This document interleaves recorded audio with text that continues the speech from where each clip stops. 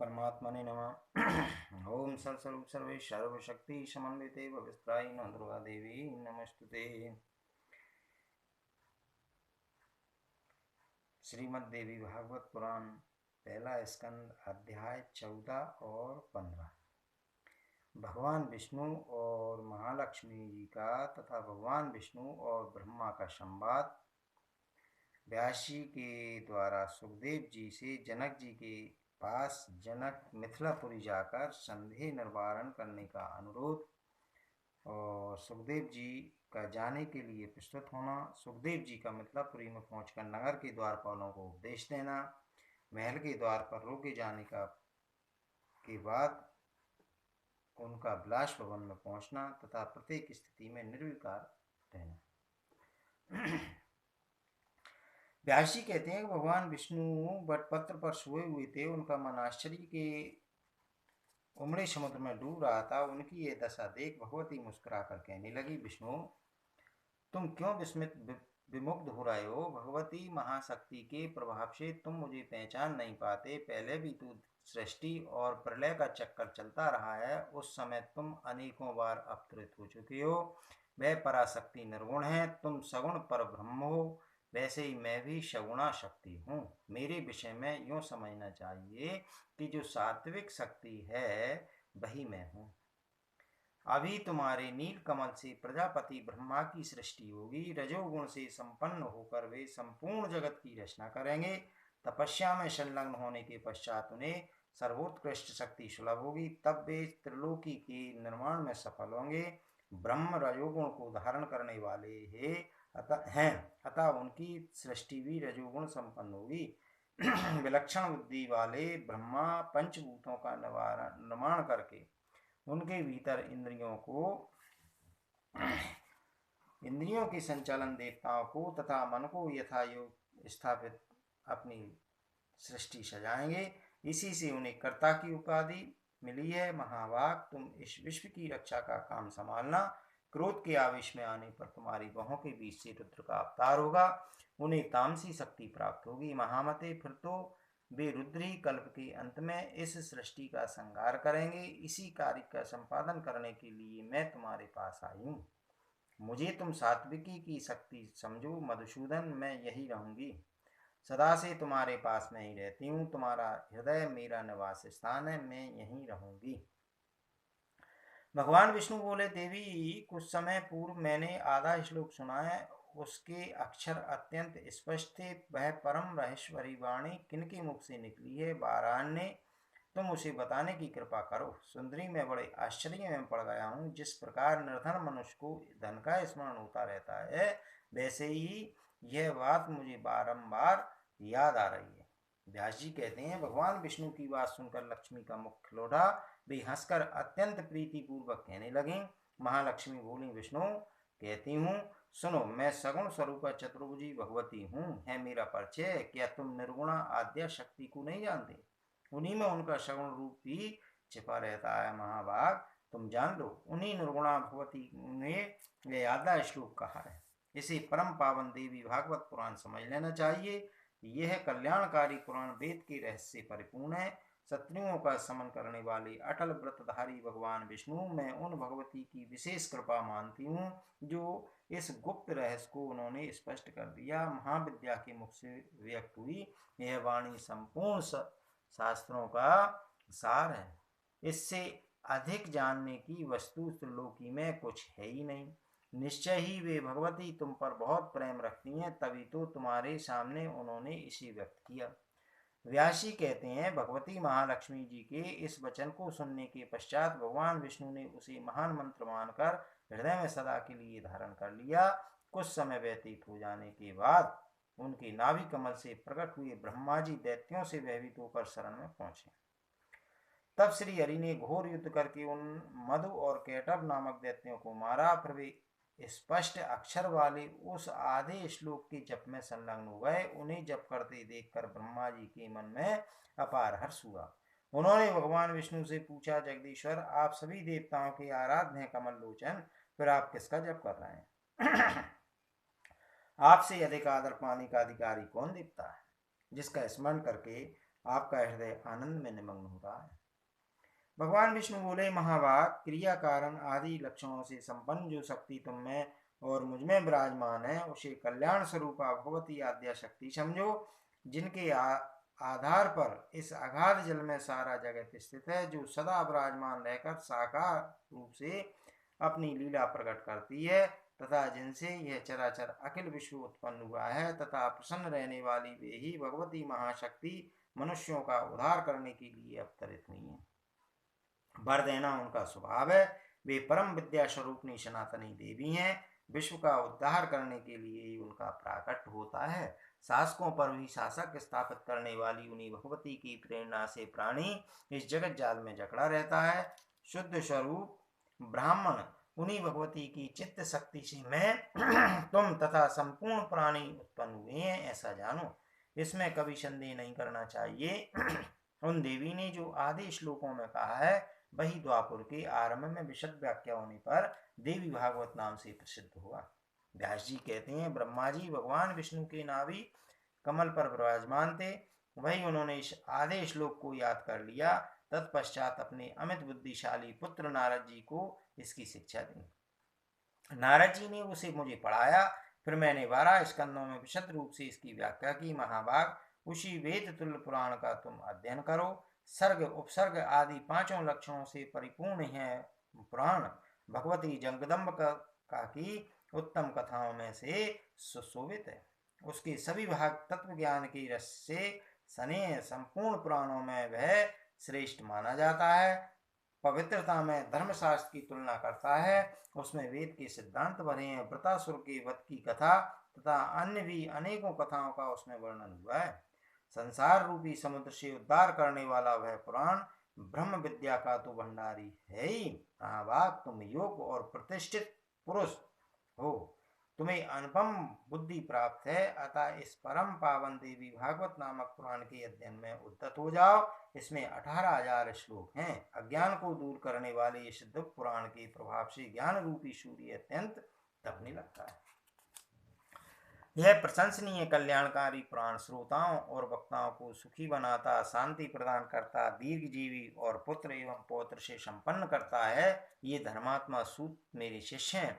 इस मंगल पवित्र पुराण का तुम्हारे साथ ही ये भी अध्ययन करेंगे। सूत जी कहते हैं, इस प्रकार कहकर व्यास जी ने अपने पुत्र सुखदेव जी को तथा मुझको देवी भागवत का उपदेश दिया। उन्होंने जो इसकी विस्तृत व्याख्या की, उसके सभी विषय मैंने याद कर लिए। व्यास जी के पावन आश्रम पर रहकर मैंने देवी भागवत का अध्ययन किया। तब भी अन्य लोगों की भांति सुखदेव जी के हृदय में शांति नहीं आई। वे एकांत में रहने लगे। उनके मन की व्याकुलता दूर न हो सकी। जान पड़ता था मानो उन्हें कुछ भूल गया हो। उनकी न भोजन में विशेष रुचि होती और न उपवास में ही। इस प्रकार सुखदेव जी को चिंतित देखकर व्यास जी ने उनसे पूछा, पुत्र, तुम निरंतर क्यों इतनी चिंतित रहते हो? मानद, तुम्हारे मन में क्यों इतनी व्याकुलता आ गई? जिस प्रकार निर्धन मनुष्य ऋण से दबकर सदा उसी की चिंता में व्यग्न रहता है, तुम्हारी भी ठीक वही दशा हो रही है। पुत्र, मैं तुम्हारा पिता वर्तमान हूँ, फिर तुम्हें कौन सी चिंता सवार हो गई? पुत्र, यदि मेरे कहने से तुम्हारे मन को शांति न मिले तो तुम जनक जी, जिसके रक्षक हैं, उस मिथिलापुरी में चले जाओ। वहाँ राजा जनक प्रसिद्ध धर्मात्मा, जीवन मुक्त एवं बड़े सत्यवादी हैं। महाभाग, वे तुम्हारा ज्ञान दूर कर देंगे। पुत्र, तुम उन नरेश के पास जाकर अपनी शंका का निराकरण कर लो। साथ ही वर्णाश्रम संबंधी धर्मों के रहस्यों को भी उनसे समझ लेना। वे राज ऋषि जनक जी जीवन मुक्त, ब्रह्म ज्ञानी, परम पवित्र, सत्यवादी, सदा शांत रहने वाले, योग के अभ्यासी और योग में निरंतर प्रीति रखने वाले हैं। सूत जी कहते हैं, व्यास जी अनुपम तेजस्वी पुरुष हैं। उनका उक्त कथन सुनकर परम तेजस्वी सुखदेव जी उनसे कहने लगे, धर्मात्मन, यह बात तो मेरे मन में बिल्कुल दम्भ सी प्रतीत हो रही है कि राजा जनक प्रसन्नता पूर्वक राज करते हुए भी जीवन मुक्त हैं। पिताजी, भला जो राज करता है वह कैसे विदेह हुआ? मेरे मन में यह बड़ी शंका उत्पन्न हो गई है। अतः अब मैं उन महाराज को देखना चाहता हूँ कि जल में रहकर भी कमल पत्र की भांति उससे अछूत रहने वाले वे जगत में कैसे रहते हैं। पिताजी, जिसे भोग लिया गया है वह अभुक्त रह जाए और जिसे कर लिया है वह अकृत रह जाए, यह कैसे हो सकता है? इंद्रियों का व्यवहार कैसे दूर हो सकता है? माता पुत्र, स्त्री और उल्टा, इनमें भेद एवं अभेद क्यों न किया जाए? और यदि किया गया तो फिर मुक्तता कहाँ रही? यदि कड़वा, नमकीन, तिक्त, कसाय और मीठा आदि रसों को जीव जानती है और मनुष्य के द्वारा उत्तम उत्तम पदार्थ भोगे जा रहे हैं, सर्दी, गर्मी, सुख, दुख को भी वह भली भांति समझता है, तो पिताजी किस प्रकार वह जीवन मुक्त हुआ? मेरे संदेह का यही विषय है। शत्रु और मित्र का ज्ञान होने पर द्वेष एवं प्रेम होना सदा सिद्ध नियम है। राजा जनक व्यवहार में रहते हुए कैसे इस नियम को तोड़ सकते हैं? चोर और तपस्वी दोनों में उनकी समान बुद्धि कैसे रह सकती है? और यदि विषय बुद्धि है तो फिर मुक्तता कैसी है? पिताजी, मैंने अभी तक किसी भी राजा को जीवन मुक्त नहीं देखा, फिर राजा जनक ग्रस्त रहकर कैसे जीवन मुक्त हैं? यही मान शंका मेरे मन में हो रही है। साथ ही उनकी बात सुनकर उन्हें देखने के लिए मेरे मन में प्रबल इच्छा जाग उठी है। अतः अपना संदेह दूर करने के निमित्त मैं मिथिलापुरी ही जाता हूँ। सूत जी कहते हैं, इस प्रकार पिता व्यास जी से कहकर महामना सुखदेव जी उनके पैरों पर गिर पड़े। हाथ जोड़कर जाने की इच्छा प्रकट करते हुए उन्होंने यह वचन कहा, महाभाग, मेरे पूछने पर आपने जो आज्ञा दी वह मुझे स्वीकार है। अतः जनक जी द्वारा सुरक्षित विधेय नगर देखना मुझे महान अभिष्ट हो गया। मुझे यह निश्चय करना है कि राजा जनक बिना दंड किए दिए कैसे राज का भार संभालते हैं, क्योंकि यदि शासन उठा दिया जाए तो प्रजा में धार्मिकता का आना असंभव है। धर्म की रक्षा होने में दंड ही कारण है। यह मनु आदि महर्षियों की सतत घोषणा है। पिताजी, फिर यह नियम कैसे लागू रह सका? यही मेरे मन को विशेष संदिग्ध कर रहा है। यह प्रसंग तो ठीक वैसा ही जान पड़ता है जैसे कोई कहे कि मेरी यह माता वंध्या है। महाभाग, आप एक महान तपस्वी हैं। मिथिला जाने के समय में अपना हार्दिक विचार आपके सामने उपस्थित कर देता हूँ। सूत जी कहते हैं, सुखदेव जी के मन में जाने की इच्छा उठ चुकी थी।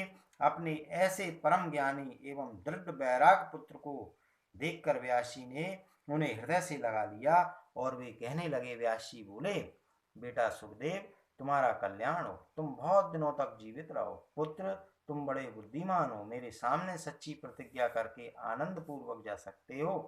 वहां जाकर फिर मेरे उत्तम आश्रम पर अवश्य लौट आए। कहीं किसी प्रकार की अन्यत्र मत जाना। तुम्हारे मुख कमल को देखकर मैं सुख से अपना जीवन व्यतीत करता हूँ। पुत्र, तुम्हारे आंखों से ओझल हो जाने पर तो मुझे दुख भोगना पड़ेगा, क्योंकि तुम ही मेरे प्राण हो। पुत्र, जनक जी के द्वारा अपना संदेह निवृत्त कराने के पश्चात तुरंत यहाँ आ जाना। तदंतर वेद अध्ययन में तत्पर होकर सुख पूर्वक मेरे पास रहना। सूत जी कहते हैं कि व्यास जी के इस प्रकार कहने पर सुखदेव जी ने उनकी चरणों में मस्तक झुकाया, प्रदक्षिणा की और उसी क्षण इतनी तीव्र गति से चल पड़े मानो धनुष से छूटा हुआ बाण हो। उन्हें जाते समय मार्ग में अनेकों समृद्धशाली देश, वन, वृक्ष, फूले फले, खेत, तप करने वाली तपस्वी, मंत्र की दीक्षा से सुशोभित यजमान, योग अभ्यास में रत योगी, वानप्रस्थ, शिव के उपासक, सूर्य के उपासक, शक्ति के उपासक तथा विष्णु के उपासक दिखाई पड़े। अनेक प्रकार के धर्म देखने में आए। उन्हें देखते हुए महामती सुखदेव जी क्रमशः सुमेरु पर्वत और हिमालय को पार करके मिथिला पहुंचे। धन दान से परिपूर्ण उस उत्तम नगरी में जाने पर उन्होंने देखा कि सभी प्रजा सुखी है और सब व्रत सदाचार का पालन हो रहा है। फाटक पर द्वारपाल था। उसने रोका और कहा, आप कौन यहाँ पधारे? कहिए, किस कार्य से आपका आना हुआ है? द्वारपाल के पूछने पर सुखदेव जी ने कुछ भी उत्तर नहीं दिया, बल्कि नगर के प्रवेश मार्ग से निकलकर वे ठूंठे वृक्ष की भांति अविचल खड़े हो गए। उनका मन आश्चर्य से मुग्ध हो गया, मुख पर हंसी छा गई। वे अचल खड़े रहे और एक भी शब्द उनके मुंह से नहीं निकला। द्वारपाल ने कहा, ब्राह्मण, कहिए, आप गूंगे तो नहीं हैं? आप किस लिए यहाँ पधारे हैं? मेरी तो ऐसी समझ है कि बिना काम किसी का कहीं जाना संभव नहीं होता। ब्राह्मण देवता, महाराज की आज्ञा हो जाने पर आप इस नगरी में जा सकते हैं। अज्ञात कुल और शील वाला मनुष्य किसी प्रकार भी इस पुरी में जाने का अधिकारी नहीं है। महाराज, आप निश्चित ही महान तेजस्वी एवं वेद के अच्छे विद्वान जान पड़ते हैं।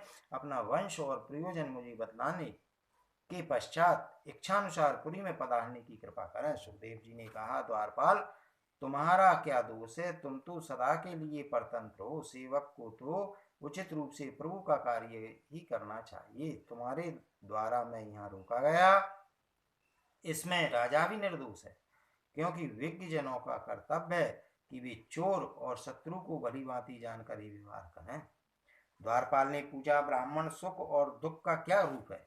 कल्याणकामी पुरुष को क्या करना चाहिए? कौन शत्रु एवं कौन हितैषी है? आप सभी निर्णीत बातें मुझे बताने की कृपा करें।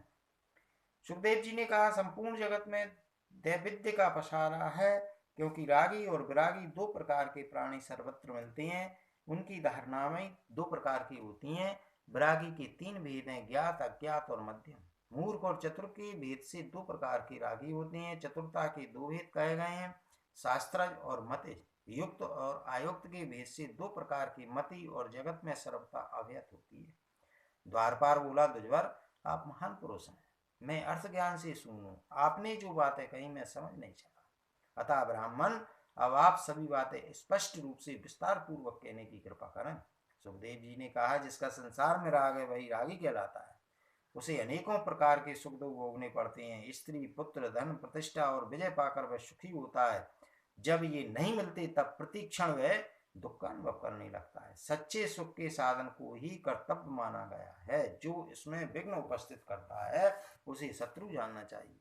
रागी पुरुष सदा सुख पहुंचाने वाला मित्र कहलाता है। जो मोह में नहीं पड़ता वही चतुर है। सर्वत्र मोहित हो जाने वाला मूर्ख कहलाता है। एकांत में रहकर आत्मा का चिंतन करना और वेदांत का स्वाध्यायी होना विरागी पुरुष के लिए सुख है। जगत का चिंतन और अनुशीलन आदि जितने कार्य हैं वे सब विरागी जन के लिए दुख रूप हैं। कल्याणकामी विज्ञ पुरुष के लिए काम, क्रोध एवं प्रमाद आदि भांति भांति के शत्रु कहे गए हैं। केवल संतोष ही उसका बंधु अर्थात मित्र है।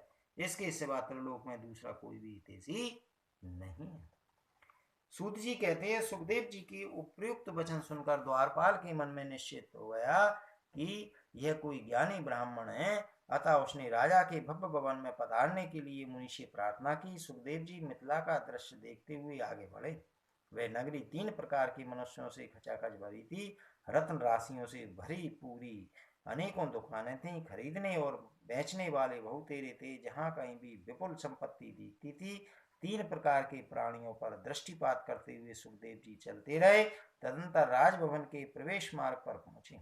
वे इतने तेजस्वी थे मानो दूसरे सूर्य ही हो। वहां भी द्वारपाल ने उन्हें रोक दिया। तब काट की भांति मुनि वहीं खड़े हो गए। उन महातपस्वी मुनि ने वहीं एक निर्जन स्थान में शाखाहीन वृक्ष की भांति स्थिर होकर समाधि लगा ली। उनकी दृष्टि में धूप और छाया में कोई अंतर नहीं था। कुछ समय बाद हाथ जोड़े हुए राजमंत्री आए और सुखदेव जी को राजभवन की दूसरी ड्योढ़ी विशाल भवन में ले गए। वहां अत्यंत अद्भुत एवं मनमोहक दिव्य वृक्ष फलों से सुशोभित हो रहे थे। राजमंत्री ने वृक्षों के साथ ही उस वन को भी उन्हें दिखाने की व्यवस्था की। तत्पश्चात सुखदेव जी विधिवत आतिथ्य सत्कार किया। राजा की सेवा में तत्पर रहने वाली, गाने एवं बजाने वाली परम प्रवीण बहुत सी सुंदरियां वहां थीं। उन्होंने काम शास्त्र का अध्ययन सम्यक प्रकार से किया था। उन स्त्रियों को सुखदेव जी की सेवा करने के लिए आज्ञा देकर एक स्वयं राजमंत्री उस भवन से चले गए। उस समय केवल मुनि ही वहां अकेले रहे। उन स्त्रियों के सर्वोत्कृष्ट श्रद्धा से विधि पूर्वक सुखदेव जी का स्वागत सत्कार किया। देश और काल के अनुरूप अनेकों प्रकार की भोजन सामग्री उपस्थित करके उनको प्रसन्न करने की चेष्टा की। इसके बाद राजभवन के भीतर रहने वाली स्त्रियां मिली और वे मुनि को अंतःपुर का मनोहर वन दिखलाने लगी। उन स्त्रियों का मन मोहित हो गया था। सुखदेव जी बड़े सुंदर थे और उनकी बोली अत्यंत मधुर थी। फिर भी मुनि को जितेंद्रिय मानकर वे उनकी मर्यादित सेवा करती रहीं। पवित्र आत्मा सुखदेव जी उन स्त्रियों को माताओं के समान मानते थे। जो आत्मचिंतन में सुख मानता है तथा जिसने काम क्रोध पर विजय प्राप्त कर ली है, उसे किसी भी स्थिति में न हर्ष होता है और न ताप है। अतएव स्त्रियों की चेष्टा देखते हुए भी सुखदेव जी शांत चित्त से विराजे रहे। स्त्रियों ने उनके शयन के लिए सुंदर सैया तैयार कर दी। उस पर बहुमूल बिछौने बिछा दिए गए और सजाने वाली अनेक वस्तुएं उपस्थित थीं। सुखदेव जी के पैर धोए और सावधान हो हाथ में कुशा लेकर वे सायंकाल की संध्या करने बैठ गए। संध्या के पश्चात वे ध्यानस्थ हो गए। उनकी एक पहर रात तो संध्या और ध्यान में व्यतीत हो गई। उसके बाद 2 पहर तक सोकर वे उठ गए। रात का अंतिम चौथा पहर फिर ध्यान में बीता। तत्पश्चात उन्होंने स्नान किया। प्रातः काल के संध्या वंदन आदि कार्य करके वे निश्चिंत हो गए।